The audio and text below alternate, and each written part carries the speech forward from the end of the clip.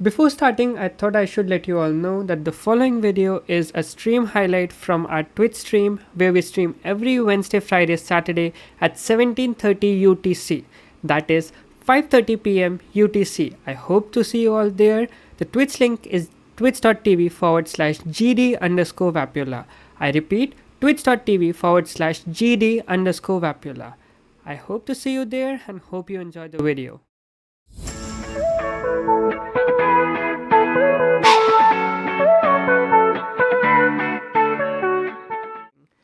And the second most important thing that happens when you go to Iron Age is, it's not showing here, but something called as nations. If we go to our attacks, I believe this guy, the big finger, he had the same idea as us. Yes, it says Chinese medieval age. Now, what are nations? That we'll get into it very soon. So let's get to.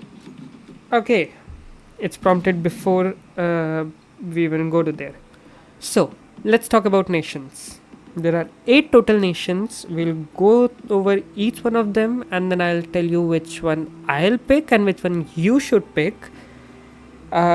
Because one nation does have some impact on your gameplay, but 2, switching nations is goddamn expensive. It takes, I believe, 400 crowns, which is a lot, especially in early ages. So know what you are doing before starting it.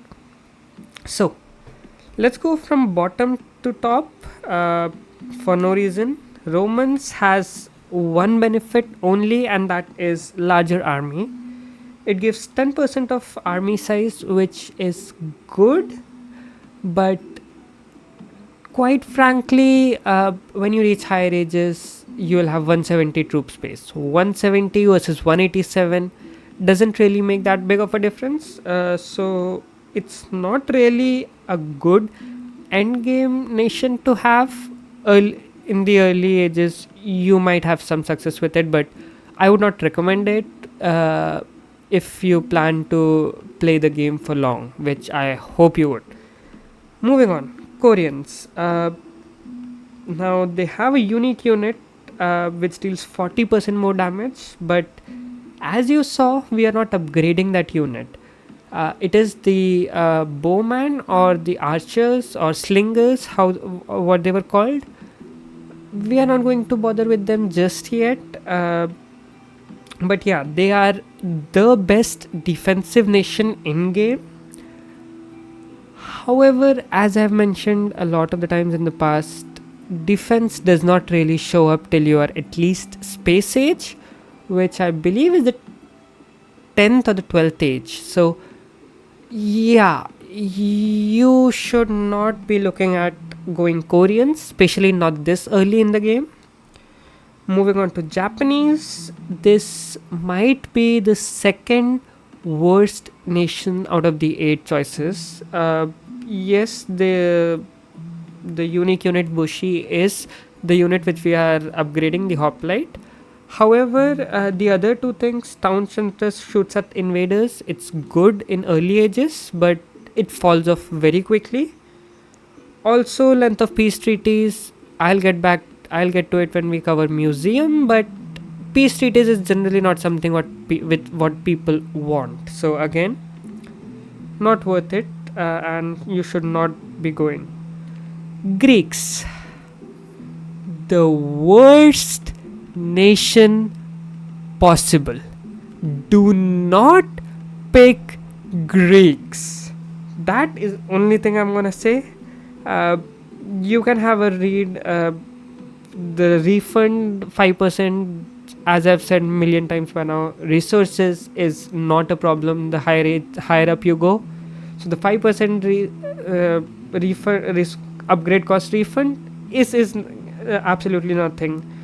Same thing with the upgrades, 5 minutes per age or 15 minutes to start.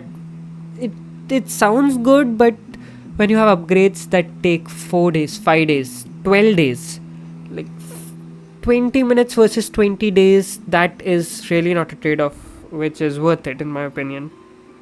Germans, these are the best offensive nations, and one of the reason why about 60 to 70% of competitive dominations community plays Germans. However, they are people who have been playing for a long time. They are the people who have progressed through all the ages, and so for them it's all about offensive powers.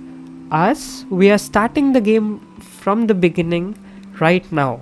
We don't I mean, yes, you would want offensive powers, but it's not something which you should build your entire civilization around. Right now, your aim should be to get through ages as quickly as possible, upgrade new stuff, unlock new stuff, and just catch up to the masses. And for that reason, Germans doesn't really have a lot of benefits. However, you are free to read through. The duration of rally is amazing. So is the tectonic fury. Uh, Moving on, French. These are awesome starting army. Starting nation. And there are people who still run it in the end game. However, I personally am not a big fan of it.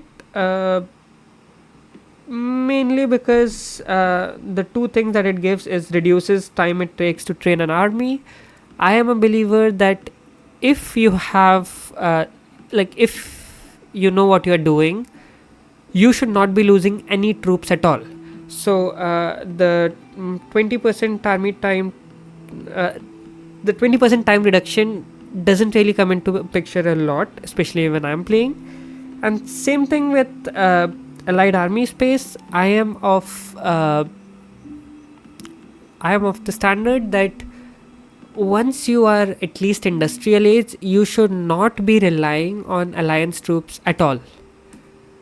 You should be using alliance troops for world war attacks, but for multiplayer attacks or to just grind normally, you should not be using alliance troops.